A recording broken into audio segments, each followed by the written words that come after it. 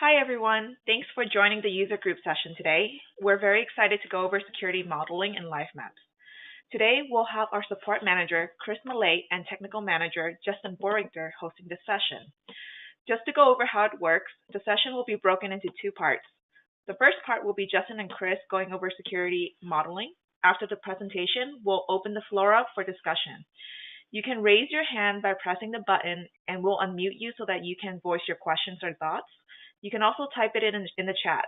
So there will be multiple ways to do this. So now we can go ahead and get started with today's exciting topic. Yes, Chris and Justin, please take it away from here. All right. So today's agenda is about security modeling. It's one that I wanted to push into into the user groups because as a support manager, I get a lot of questions from time to time relating to this particular topic. So a couple of things we're going to go over. The agenda is basically how you can change some of the scoping for a service itself versus doing it with a role or trying to take a role versus multiple services. Obviously, there's a couple different ways that you can approach things there. Well, then we're going to break it out into more the SCOM security settings, because just in case you didn't realize that our security engine, our security model is SCOM. Basically, it's the user roles that are in SCOM. So one of the slides down a little bit later on, which is also part of the handout that we have, if you look at your GoToWebinar panel, there should be a handout you can download. There's some links in there. One of the links happens to deal with user roles, how they're defined by Microsoft. Realize that any role that you give a particular user or group of users, that's the abilities they're going to have within Live Maps. So an example would be if you assign someone an operator, then they're going to have the ability to close alerts. They're going to have the ability to run certain tasks if you have assigned them to. Also have the ability to start and stop maintenance mode, where if you give them a read-only operator, they don't see any tasks at all. They can see the alerts, but they can't change any of the status of the alert. And of course, they don't have the ability to do maintenance mode. So each role has different functionality of what you can do. Anyway, so we're going to go a little bit into the SCOM security settings itself, how they relate to targeting services, targeting individual dashboards, a little about tasks, how you can kind of filter out the tasks themselves. Then to make things even more interesting, we have to go into our summary dashboards, how things work with the dashboards creating with our authoring console is a little bit different than how we deal with the ones in the summary dashboard because it's a different type of dashboard. And then I'll kind of go through some of the limitations for that. So now, most of this is going to be in my lab. All right, so what I have here to kind of start off with is the typical kind of scenario that I get asked. Okay, I have a certain user that I only want them to see, a particular service or a particular dashboard or a certain set of dashboards. So I started off here with a blank user. Basically, you'll notice that no dashboards are found, no services are found.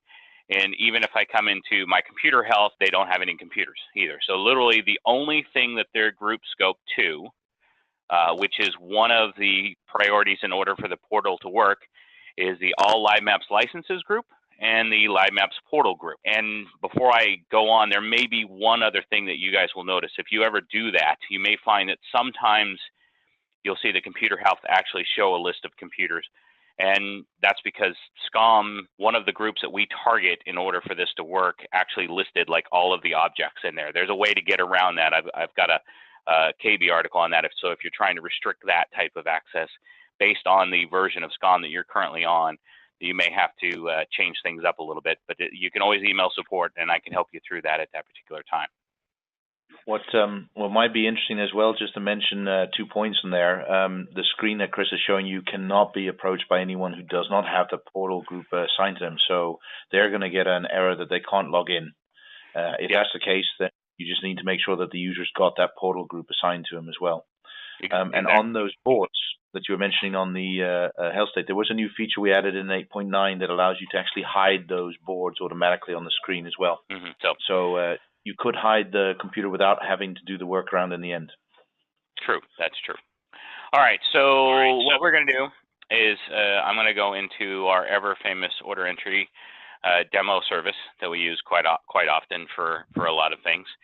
There's two ways that you can scope out a service when you want to give someone access. You can do it based on the service itself.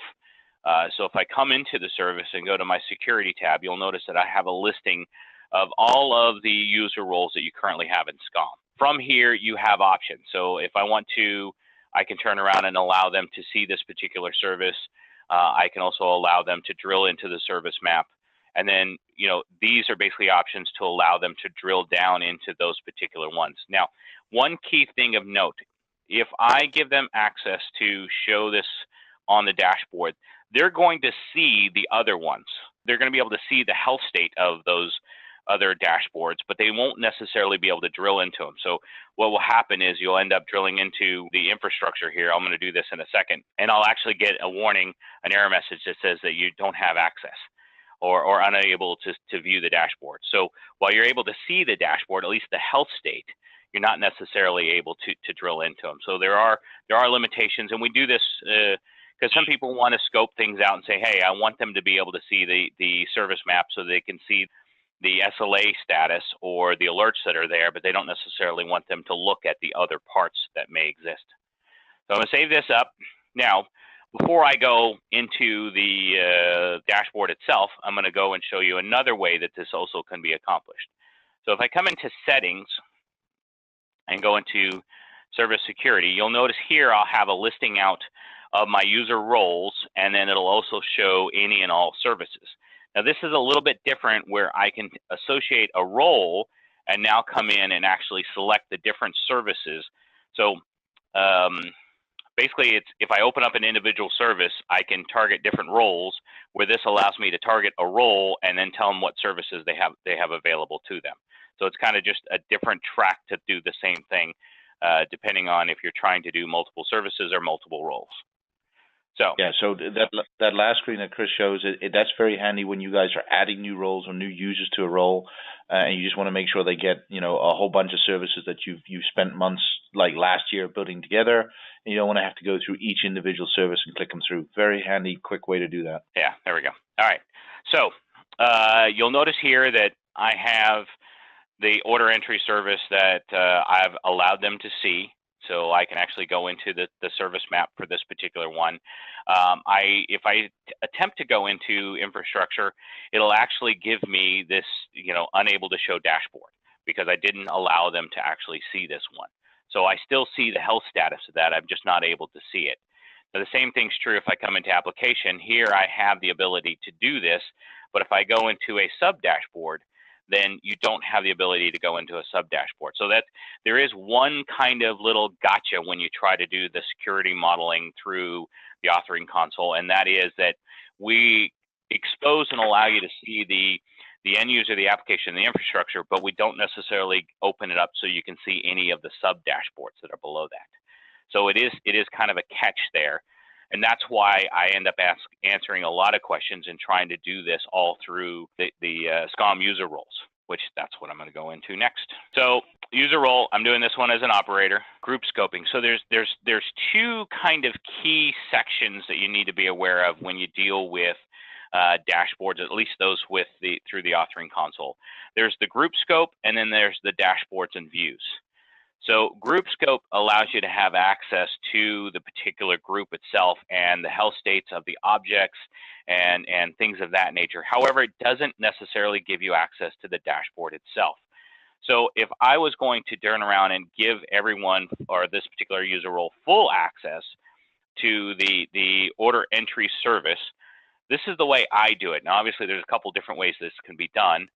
I've already selected the order entry from the authoring console. So if I come all the way down through here, what I like to do is I'll go ahead and give them access to the order entry distributed application, basically. Now I want to come back up. If I find, this can always be a little interesting in finding stuff. I always look for this, all live map service prospectus, because this will actually break out each of my end user application and infrastructure. So if I come into infrastructure, I should be able to find the order entry one, expand this out. If I check mark this, the top level group, it's always going to give me access to any sub dashboards on there. I basically will do this for each of my different components. So here I can do, the end user component, and then I come through and do my application, which also has another sub dashboard. That is the parts that allows me to have access to the groups. So now I at least can see the health states and things that are rolling up for even my sub dashboards. Now, this is the fun part of SCOM, because every time you click on dashboard and views, this part always takes a while because it has to search through the entire folder structure again and find every single dashboard that you have. This is the SCOM thing. It does it for in every SCOM environment I've ever gone into. So now we're in a little bit of a holding pattern. By the way, this is the time where if you guys are regularly doing this, drop an email to Microsoft or head over to their webpage and see if they can improve this part of it by putting it in as a feature request for the next release on 1802, 1806. Or whatever it's going to be. And appreciate that. Yeah. Yeah, it always takes a long time to load. All right, so the thing here is obviously since I'm scoping this out, I don't want this to be listed as all dashboards and views are automatically approved. So select the only dashboards and views option, and now I can come through here and find my Live Map services. So under the Live Maps folder, services, I can come through and find my order entry service again. And now I can select the individual dashboards that I'm going to allow to see. Now, one more thing, and I should have had this ready prior to, so let me get it up and running. One of the weird things that happens when you start messing around with the group scoping directly from the SCOM user roles is, while I've selected all of those objects, for some reason, if you go into the service map, you may find this error loading SLO. In the interest of time, so that I don't have to show you that and then come back, that's why I took a screenshot of what it does. The way to get around that is through this next part where I come into the task pane and I can come in here and add, if I scroll down to the bottom, I always add these summary dashboard maps. I know it's part of the web application availability monitoring, but this gets me by this particular error and allows me to see this. So now I can apply, okay, come back into here. I should be able to, because I've now given it access, I should be able to scroll into and go into this infrastructure view and also even drill down into a sub view from there. So now I have basically scoped this particular service out and allowed this user to get all the way through the particular service. If I come into my order entry, I'll see my, I meant to have some alerts, and I'm sorry about that. I meant to actually turn this into a red state. But I now have, I can still see my SLAs, I can still see full access. This particular user only has access right now to my order entry service. Now, going on to the next thing that deals with, so this is services. What about an individual dashboard? Now, there's no way that we have built into our authoring console to currently allow access to an individual dashboard itself. The only way that you can do that, go ahead. When we mention the word dashboard, these are the custom dashboards that are created in the back end for now? So the stuff that you're doing to the Live Maps authoring console, the groups effectively in SCOM. Yeah. So if I come through here, this is usually where you're going to find all of those dashboards you've created within the authoring console in this all Live Maps licenses, or all Live Maps do not change or delete. If I scroll through here, I can find the CIO dashboard. Yeah.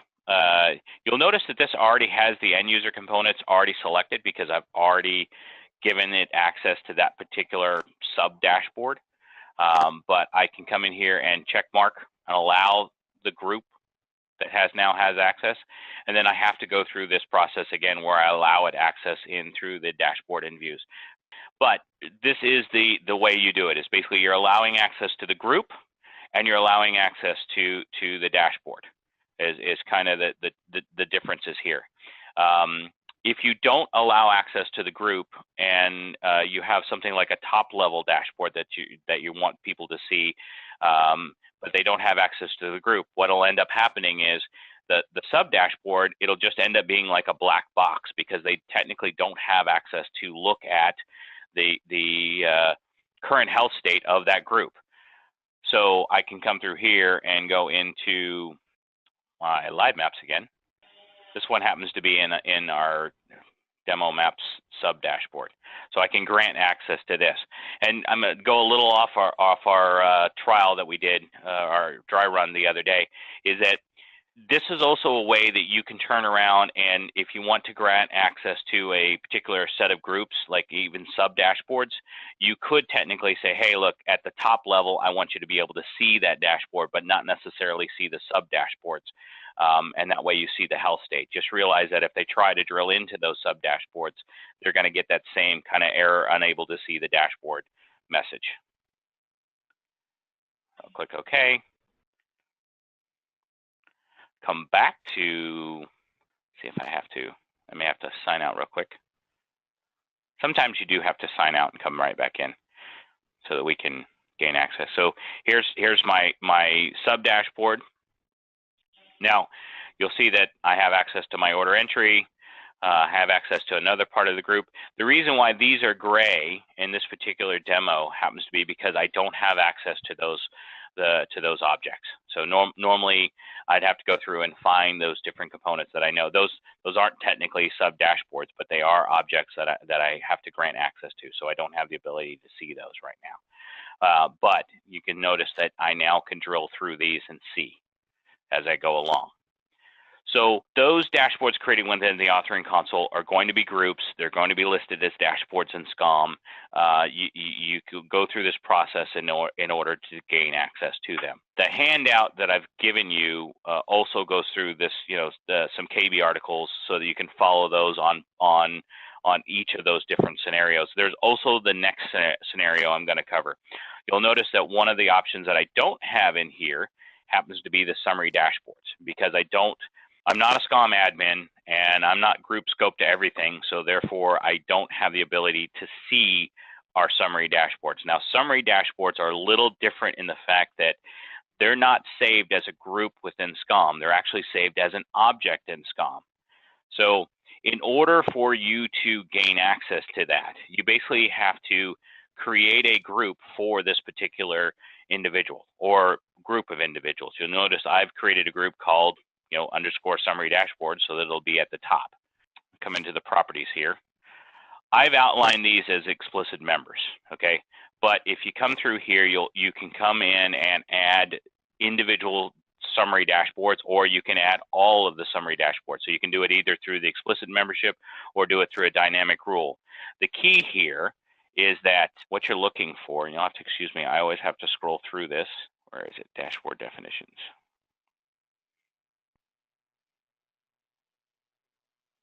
Yeah, here we go. Dashboard definitions.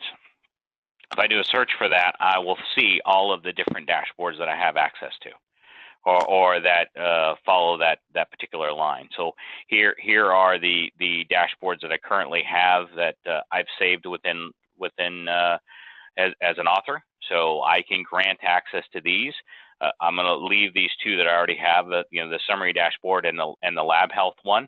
Just worthwhile mentioning there. So obviously Chris said it off the top of his breath, but that group creator that's obviously within SCOM, you can do that entire experience with Live Maps itself. Yes. Now you will be able to group the objects in a Live Maps dashboard. It will not have a health state because none of the summary dashboards we create come with health states. So all those objects will be straight out. So you probably want to keep that group away from your general public. But you could use it in Live Maps, which gives you a much easier way to search through those classes instantly instead of having to use that scroll down. Yeah, so in this case, because the dashboard itself is a portal-only dashboard, it literally is. It only exists in our portal. It doesn't exist in SCOM at all. The only thing I need to do in this case is grant access to the particular group that I need them to be able to see those dashboards. Now, there's one other part to this that is necessary. Granting access to the group allows them to see the dashboard, but it doesn't necessarily allow them to see what is contained in the dashboard. I'll try to explain that a little bit by showing you here. If I come into the summary dashboard and come into this A summary dashboard, you'll notice that I'm going to have a lot of things that are basically not available to me. The CIO dashboard, that's a group that I already have access to. This happens to be a PowerShell query. This happens to be my alerts, the SQL query. but you'll notice like my CPU, my logical disk, my other things that I have available that I've selected, I don't have any data because the user that I'm scoping doesn't necessarily have access to the objects that I'm scoping to. So if you're going to scope them to, or hey, look, you will need to see like CPU performance data for, you know, this particular group of computers, you need to make sure that they have access to that particular group of computers. So you do have to make sure they have further access in order to see things the way you've outlined them.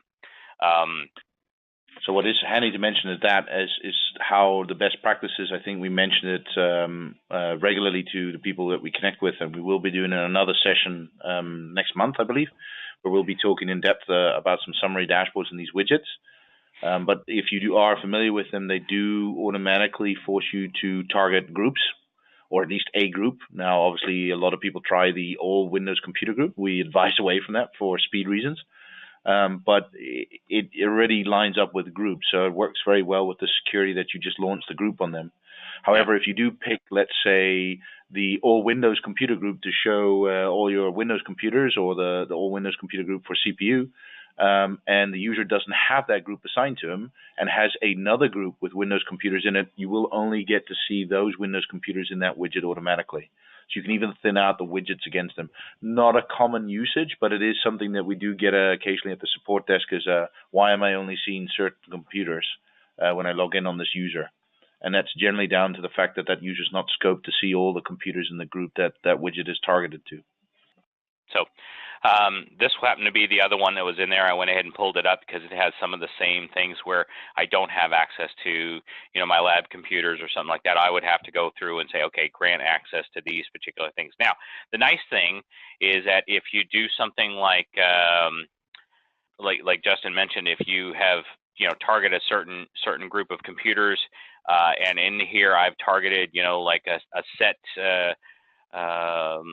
A couple different services for an individual. When they come in here, when they look at like CPU or the computers, if those computers are kind of part of that other group that they were targeting, then they'll be able to see just those. They won't see all of the others. So it's only going to grant them access to the things that they have access to in SCOM.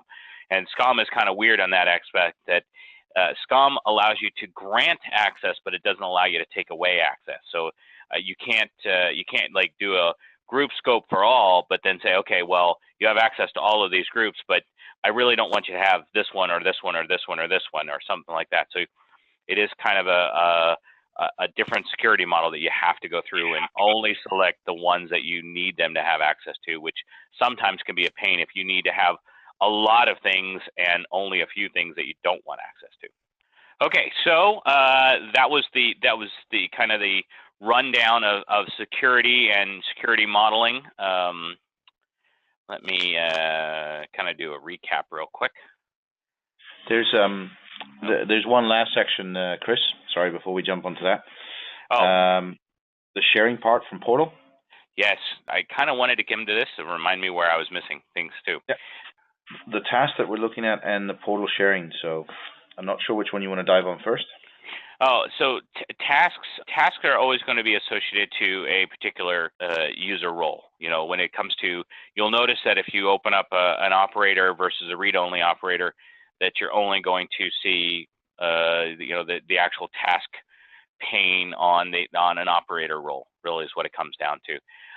By default, you know, usually when you create a new one, all tasks are automatically approved, but you can limit the tasks that you see even within our portal. So obviously you're only going to have access to tasks that you've assigned in here. So you can narrow this down. There are certain tasks that you can have available for alerts. There's certain tasks you can have available for the different objects. It kind of depends on the different management packs. There is one task in particular that you cannot change.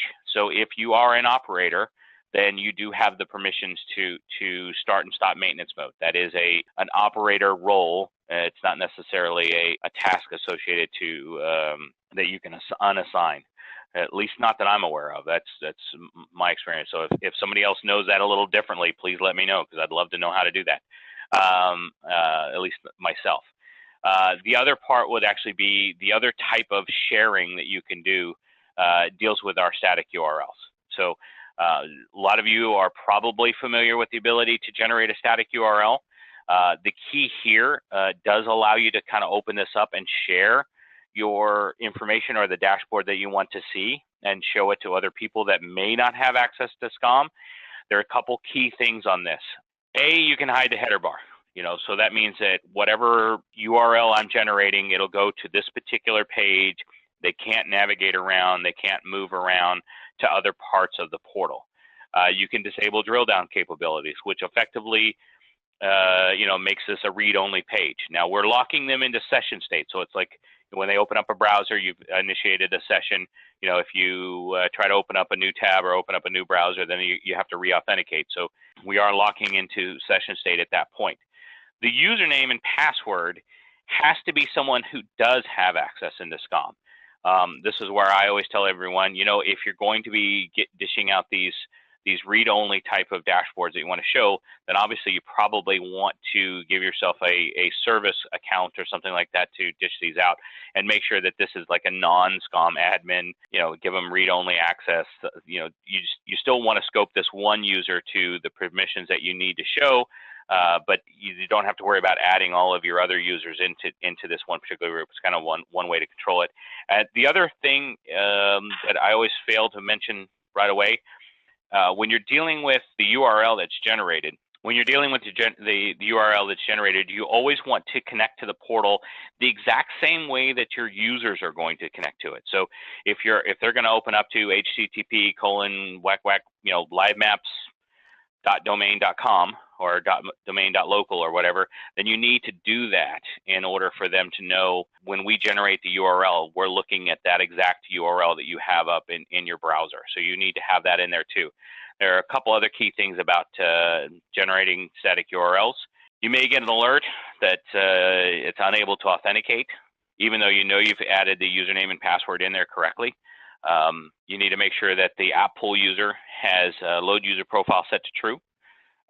You also need to make sure that the app pool user is a user in SCOM and is at a minimum scope to the LiveMaps portal group, so that way it can see all of the static URL links, because we do save these links in SCOM itself. We pretty much save everything in SCOM. SCOM is our server, it's our database, it's our security model. We're trying to do everything in SCOM as much as possible. An interesting part on that one. So for a best tip from us, the guys doing this quite regularly, is we would advise a quick way for you to get an instant dashboard out or an instant dashboard onto a large screen would be preferably having a service account in a view all role within SCOM and using the static URL generator for that account, and potentially block them from drilling down, because large screens, large monitors, they don't need to be drilled. You could reuse those links in a rotator, script rotator, like the one we have on our webpage, or in whatever other rotators you guys have access to. And it does sort of seal off those dashboards without you having to go through that entire security modeling system within SCOM, which is at the best of times fun to play with. So much so that the next evolution and the add-on that we're doing within LiveMaps is starting to look away from that modeling tool within SCOM and give you access to data in SCOM without having to force you to have a profile for that user. Something that we've put into Civision IQ, which does allow people to actually access the data to a certain point, and then when they want to drill down to the level of depth that you've got within your LiveMaps for SCOM, that's when you can start having to worry about user profiles to gain access to the SQL database. I think that covers it, Chris, unless there was something else you wanted to touch on? Not during this session. Obviously, we need to. Let me come back to start the. Let's go ahead and I think we're done with at least the lab portion. To recap, we kind of went through the service roles. We went through the SCOM security settings.